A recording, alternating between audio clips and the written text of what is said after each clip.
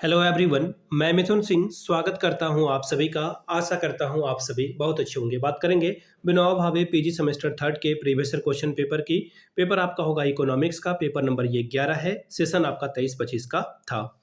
आगे बढ़े उससे पहले मैं बता दूं, पिछले 5 साल के जितने भी क्वेश्चन पेपर हैं, सारे क्वेश्चन पेपर की पीडीएफ आपको 69 रुपीज में अवेलेबल करा दी जाएगी। दूसरी बात, सजेशन आपको 199 रुपये में प्रोवाइड कर दिया जाएगा। अभी सजेशन क्या होता है?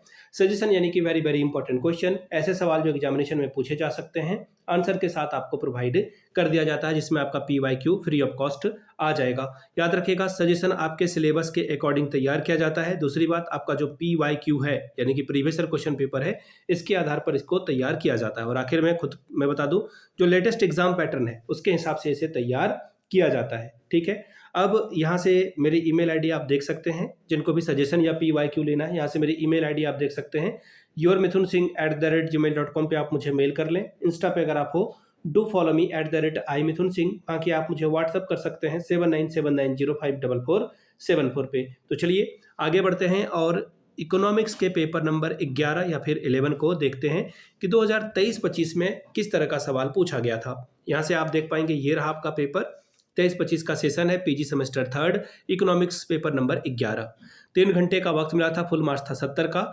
और किन्हीं 5 सवालों का जवाब देना है। और क्वेश्चन नंबर 1 आपका क्या है? कंपलसरी है। ठीक है, पहला सवाल, distinguish between public goods and private goods, यानी कि सार्वजनिक वस्तुओं और निजी वस्तुओं के बीच का अंतर स्पष्ट करें। नेक्स्ट सवाल है, what is fiscal federalism in India, राजकोषीय संघवाद क्या है, इसके बारे में बात करें। क्वेश्चन नंबर तीसरा, distinguish between fiscal deficit and primary deficit. ठीक है, राजकोषीय घाटा और प्राथमिक घाटा के बीच में बात करें, अंतर स्पष्ट करें। अगला है, what is FRBM act.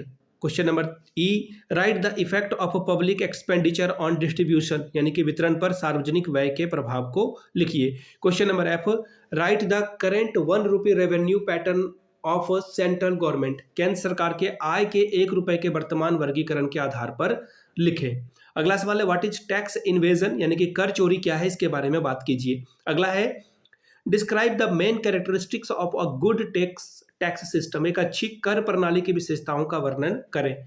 Right N ऐसे on recent trends in public expenditure in India, Bharat में सार्वजनिक व्यय की नवीन प्रवृत्तियों पर एक निबंध लिखिए।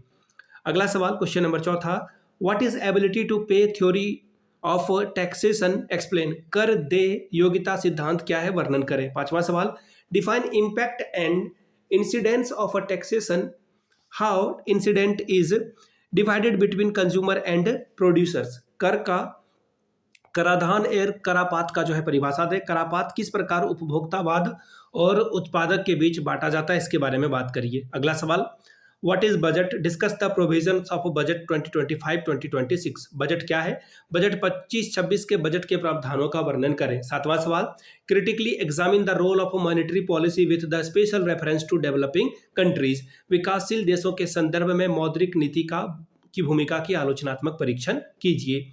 अगला सवाल, what are main causes of a fiscal crisis, how can fiscal sector reforms help in addressing and preventing such crisis, discuss, राजकोषीय संकट के मुख्य कारण क्या है, राजकोषीय क्षेत्र में सुधार, किस प्रकार ऐसे संकट के समाधानों और रोकथाम हो सकते हैं, इसका वर्णन करें। नेक्स्ट सवाल देखिए क्या बोला गया है, शॉर्ट नोट्स आपको लिखना है किसी 2 पर। पहला है, Wiseman Peacock hypothesis, Peacock Wiseman परिकल्पना क्या है, इसके बारे में बात करें। अगला है, non tax revenue central and state government, केंद्र और राज्य सरकार का गैर कर आय के बारे में बात करिए। अगला सवाल, क्लासिकल व्यू ऑन पब्लिक डेब्ट, यानी कि सार्वजनिक ऋण पर क्लासिकल एक विचार लिखें। अगला है, income tax slab in 2025-2026 budget of a central government, केंद्रीय बजट 25-26 के आय कर स्लैब को लिखकर बताएं। तो ये था आपका इकोनॉमिक्स का पेपर नंबर 1 23-25 का।